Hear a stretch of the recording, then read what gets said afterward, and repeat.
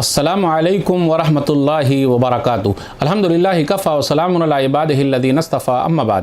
محترم ناظرین کرام، آسان درس قرآن کے اندر 30ویں یعنی آخری پارے کا 18واں رکوع ہے، جس کے اندر سورہ ضحیٰ سورہ نمبر 93 مکمل ہے۔ اعوذ باللہ من الشیطان الرجیم، بسم اللہ الرحمن الرحیم۔ والضحیٰ، چاشت کے وقت کی قسم، دھوپ چڑھتے دن کی قسم، واللیل اذا سجا، اندھیری رات کی قسم، ما ودعک ربک وما قلی، اے محمد صلی اللہ علیہ وسلم، آپ کے رب نے نہ تو آپ کو چھوڑا ہے اور نہ ہی آپ سے ناراض ہوا ہے۔ وَلَلْآخِرَةُ خَيْرٌ لَكَ مِنَ الْأُولَىٰ، اور بے شک آخرت آپ صلی اللہ علیہ وسلم کے لیے دنیا سے کہیں زیادہ بہتر ہے۔ وَلَسَوْفَ يُعْطِيكَ رَبُّكَ فَتَرْضَىٰ، اور جلد ہی آپ کا رب آپ کو اتنا دے گا کہ آپ صلی اللہ علیہ وسلم خوش ہو جائیں گے۔ أَلَمْ يَجِدْكَ يَتِيمًا فَآوَىٰ، کیا آپ صلی اللہ علیہ وسلم کے رب نے آپ کو یتیم پا کر آپ کو ٹھکانہ نہیں دیا؟ بالکل دیا۔ وَوَجَدَكَ ضَالًّا فَهَدَىٰ، اور آپ صلی اللہ علیہ وسلم کو سیدھے راستے سے انجان پایا تو صحیح جانکاری دی، یعنی سیدھا راستہ دکھایا۔ وَوَجَدَكَ عَائِلًا فَأَغْنَىٰ، اور اسی اللہ نے آپ صلی اللہ علیہ وسلم کو فقیر محتاج پایا تو آپ کو مالدار کر دیا۔ فَأَمَّا الْيَتِيمَ فَلَا تَقْهَرْ، اس لیے آپ صلی اللہ علیہ وسلم یتیم پر سختی نہ کریں۔ وَأَمَّا السَّائِلَ فَلَا تَنْهَرْ، اور آپ صلی اللہ علیہ وسلم مانگنے والے کو نہ جھڑکیں۔ وَأَمَّا بِنِعْمَةِ رَبِّكَ فَحَدِّثْ، اور آپ صلی اللہ علیہ وسلم اپنے رب کی نعمت کو یاد کرتے رہیں، اپنے رب کی نعمت کا اظہار کرتے رہیں۔ ناظرین اکرام، آسان درس قرآن کے اندر 30ویں یعنی آخری پارے کا 18واں رکوع ہے، جس کے اندر سورہ ضحیٰ سورہ نمبر 93 مکمل ہے۔ ضحیٰ 93 اترنے کے اعتبار سے ترتیب نمبر 11۔ ضحیٰ چاشت کے وقت کو کہتے ہیں یا دھوپ چڑھنے کا وقت، آیت نمبر 1 میں ہے۔ سورہ ضحیٰ مکی ہے، ہجرت سے پہلے مکہ اور اس کے آس پاس اترنے والی سورت مکی ہے۔ سورہ ضحیٰ میں 11 آیتیں ہیں اور 1 رکوع ہیں۔ سورہ ضحیٰ کا شان نزول، مفسرین نے لکھا ہے کہ ابو لہب کی بیوی ام جمیل نے نبی صلی اللہ علیہ وسلم سے کہا، اے محمد، میں دیکھ رہی ہوں کہ شیطان نے تمہارا ساتھ چھوڑ دیا ہے، نعوذ باللہ۔ تو اللہ تعالیٰ نے یہ سورہ ضحیٰ نازل کی۔ صحیح بخاری کتاب التفسیر حدیث نمبر 4950۔ اس عورت نے کہا، یا محمد انی لارجو ان یکون الشیطان قد ترکک، اللہ تعالیٰ نے یہ سورہ نازل کی۔ سورہ ضحیٰ کا خلاصہ، سورہ ضحیٰ میں اللہ نے ان خاص انعامات کا ذکر کیا ہے، احسانات کا ذکر کیا ہے جو نبی صلی اللہ علیہ وسلم پر اللہ نے کیے ہیں۔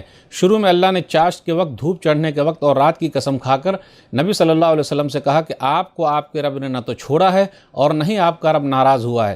اللہ اپنی مخلوق میں سے جس کی بھی چاہے قسم کھا لے، مگر انسان صرف اللہ کی قسم کھائے، ماں باپ بال بچے کی قسم نہ کھائے۔ آپ صلی اللہ علیہ وسلم کو یتیم پایا تو ٹھکانہ دیا، اخیر میں ہے کہ آپ صلی اللہ علیہ وسلم اپنے رب کی نعمت کا اظہار کیجئے۔ آیت نمبر 1 سے 5 کے درمیان دیکھیے کہ اللہ تعالیٰ نے قسم کھائی ہے چاشت کے وقت کی، سورج بلند ہونے کے وقت کی، پھر آگے کہا کہ ہم نے آپ کو نہیں چھوڑا، بے یارو مددگار نہیں چھوڑا۔ وَلَلْآخِرَةُ خَيْرٌ لَكَ مِنَ الْأُولَىٰ، اور آپ کے لیے انجام آغاز سے بہتر ہے، یعنی آپ کا جو انجام ہے جنت ہے وہ بہتر ہے، یا اس سے مراد یہ ہے کہ دنیا سے بہتر آخرت ہے۔ پھر آگے کہا وَلَسَوْفَ يُعْطِيكَ رَبُّكَ فَتَرْضَىٰ، آیت نمبر 5 میں ہے کہ اللہ تعالیٰ آپ کو اتنا دے گا کہ آپ کو خوش کر دے گا، یعنی دنیا کی فتوحات۔ پھر اسی طرح آخرت کا جو ثواب ہے وہ آپ کو ملنے والا ہے۔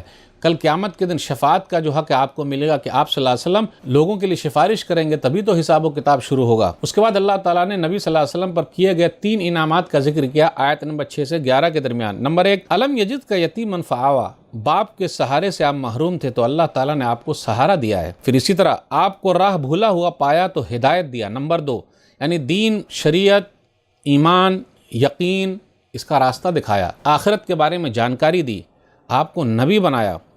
پھر آگے کہا کہ آپ کو فقیر پایا، محتاج پایا تو اللہ نے مالدار بنا دیا، قناعت پسند بنا دیا۔ یہ تیسرا انعام۔ وَوَجَدَكَ عَائِلًا فَأَغْنَىٰ، فقیری میں اس لیے آپ صبر کرتے ہیں، اللہ نے اپنے سوا دوسرے سب سے آپ کو بے نیاز کر دیا ہے۔ انسان کے لیے ہے کہ وہ صبر کرے فقیری میں اور امیری میں اللہ کا شکر ادا کرے۔ اس لیے نبی صلی اللہ علیہ وسلم نے فرمایا، لیس الغنی عن کثرت الارض ولکن الغنی غنی النفس، صحیح بخاری کتاب الرقاق حدیث نمبر 6446، کہ اصل مالداری یہ نہیں کہ مال زیادہ ہو جائے، اصل مالداری تو یہ ہے کہ دل مالدار ہو جائے، جو ملے اللہ کا شکر ادا کرے، کیونکہ جس کے نصیب کا جتنا لکھا ہے اتنا ہی ملے گا، نہ کم ملے گا نہ زیادہ ملے گا، اور جب تک مل نہ جائے وہ مرے گا بھی نہیں۔ تو یہی سکون اور شانتی ہے۔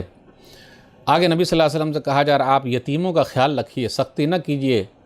آپ غور کریں، خود نبی صلی اللہ علیہ وسلم یتیم ہیں، لیکن آپ درے یتیم ہیں۔ نبی صلی اللہ علیہ وسلم جب پیٹ میں تھے ابا گزر گئے نبی صلی اللہ علیہ وسلم کے عبداللہ۔ نبی صلی اللہ علیہ وسلم 6 سال کے ہوئے امی گزر گئی، 8 سال کے ہوئے آپ کے دادا عبد المطلب گزر گئے، آپ کی امی آمنہ گزر گئیں، اور اس کے بعد ابو طالب جو آپ کے چچا تھے وہ بھی گزر گئے۔ نبی صلی اللہ علیہ وسلم نے یتیمی کو دیکھا کس طریقے سے باپ کے گزر جانے سے بچوں کی حالت ہوتی ہے۔ باپ ہے تو بچوں کے لیے سب کچھ ہے، اس لیے یتیموں کا خیال رکھیے۔ نبی صلی اللہ علیہ وسلم نے ابھارتے ہوئے کہا، صحیح بخاری کتاب الادب حدیث نمبر 6005، انا وکافر الیتیم فی الجنت ہاکذا، میں اور یتیموں کی دیکھ بھال کرنے والا جنت میں ساتھ میں ہوں گے۔ تو نبی صلی اللہ علیہ وسلم کا ساتھ ملے گا، اس لیے یتیموں کا خیال رکھیے۔ عید بقرعید میں پھر اسی طریقے سے گاہے بگاہے پریشانی میں ان کا ساتھ دیجیے، ان کو پڑھانے میں، ان کی ضرورت پوری کرنے میں آگے بڑھیے۔ جو لوگ ایسا کرتے ہیں کل قیامت کے دن نبی صلی اللہ علیہ وسلم کا ساتھ ملے گا۔ آگے ہے، مانگنے والے کو نہ جھڑکیے، سخت لہجے میں بات نہ کیجیے۔ کتنے مانگنے والے آتے ہیں اور کتنے لوگ ایسے ہیں جو واقعی جھڑک دیتے ہیں، ارے کیا تم لوگ مانگتے رہتے ہو، ایسا کرتے ہو، اگر نہیں دینا ہے تو سوری بول دیجیے، معاف کرنا بول دیجیے۔ سورہ اسراء سورہ نمبر 17 آیت نمبر 28، فَقُلْ لَهُمْ قَوْلًا مَيْسُورًا، اچھی بات کہہ دیجیے کہ بھائی ابھی نہیں ہے، پھر ہوگا تو انشاءاللہ دیں گے۔ لیکن کچھ لوگ مانگنے والے پروفیشنل ہوتے ہیں، اب کیا کیا جائے، لیکن کوئی بھی رہے پیارے انداز سے اس سے اپنی جان چھڑا لینا ہے، پریشان نہیں کرنا ہے ان کو۔ آگے آیت نمبر 11 میں ہے، وَأَمَّا بِنِعْمَةِ رَبِّكَ فَحَدِّثْ، اور آپ کے رب نے جو آپ پر انعامات کیے اس کو بتاتے رہیے۔ یعنی اللہ تعالیٰ نے آپ کو ہدایت دیا، سیدھا راستہ دکھایا، نبیوں کا سردار بنایا، بنی نوع انسانیت کا سردار بنایا، نبوت کا خاتمہ، رسالت کا خاتمہ آپ پر کر دیا، آپ خاتم النبیین ہیں۔ یتیمی کے باوجود اللہ تعالیٰ نے آپ کو سہارا دیا، آپ کا نام اونچا کیا، آپ کو بے نیاز بنایا، یعنی کتنے مالدار کیوں نہ ہو اس کی لالچ آپ کے دل میں نہیں ہے۔ اللہ نے انعامات کا جو ذکر کیا، آپ لوگوں کو بتائیے کہ آپ پر یہ احسانات ہیں، لیکن تکبر کے طور پر نہیں، فخر کے طور پر نہیں کہ میں اس کا اہل ہوں، نہیں۔ اللہ کا شکر ہے، اللہ کا فضل ہے، اللہ کا احسان ہے، اور اللہ کے احسان کو یاد کرتے ہوئے بتائیں۔ اس لیے اگر ہمیں اور آپ کو بھی اللہ تعالیٰ کوئی نعمت دے تو کہے الحمدللہ، اللہ کا شکر ہے، اللہ نے مجھے یہ چیز دی ہے، میں اس کا اہل نہیں ہوں لیکن اللہ نے مجھے دیا ہے، یہ اللہ کا میرے اوپر احسان ہے، اس کا فضل ہے، اس کا کرم ہے۔ تو کہا جا رہا ہے کہ کوئی بھی احسان ہو، آدمی جو ہے ذکر کرے، اللہ نے کیا یا کسی بندے نے کیا تو اس کو ذکر کیجیے، اور یاد رکھیے ہمیشہ کہ جس اللہ نے دیا ہے وہی اللہ لے سکتا ہے، ہمیں نعمتوں سے محروم کر سکتا ہے۔ اللہ کی طاقت کا اندازہ ہو، یہ نہیں کہنے کا میں اس کا اہل ہوں، میں اللہ کے نزدیک بہت محبوب ہوں، میں پسندیدہ ہوں اس لیے اللہ نے ایسا کیا، نا، یہ اللہ کا خاص کرم اور احسان ہے۔ ایک حدیث کے اندر نبی صلی اللہ علیہ وسلم نے ارشاد فرمایا، سنن ترمذی کتاب الادب حدیث نمبر 2819، ان اللہ یحب ان یری اثر نعمتہ علی عبدہ، کہ اللہ تعالیٰ چاہتا ہے کہ اپنے بندوں پر اس کی نعمت کا اثر دیکھے۔ اللہ تعالیٰ اپنے بندوں پر اپنی نعمت کا اثر دیکھنا چاہتا ہے۔ اللہ نے آپ کو پیسے والا بنایا تو آپ پھٹا کپڑا پہنیے گا، اچھا کپڑا پہنیے، گاڑی میں بھی آپ گھومیے، لیکن تکبر نہیں، گھمنڈ نہیں، دوسرے کی طرف ایسا نہیں کرے گھٹیا سمجھنے کا، نہ۔ کتنے لوگ ایسے ہیں کہ کیا کہا جائے، مکھی چوس ہیں، نہ اپنے بال کا خیال رکھتے ہیں، نہ اپنے جسم کا خیال رکھتے ہیں، نہ بال بچوں کا خیال رکھتے ہیں، ٹوٹے پھوٹے نعمت کو چھپا رہے ہیں، جی نہیں۔ لیکن دکھانا ہے تو تکبر نہیں، عاجزانہ انداز، بھائی میں کچھ بھی نہیں ہوں، اللہ کا شکر۔ تو یہ چند باتیں تھی آج کے درس میں۔ اللہ سے دعا ہے کہ اللہ تعالیٰ ہم لوگ قرآن کریم کو پڑھنے، پڑھانے، سمجھنے، سمجھانے، عمل کرنے اور لوگوں تک پہنچانے کی توفیق دے، آمین۔ والسلام علیکم ورحمۃ اللہ وبرکاتہ۔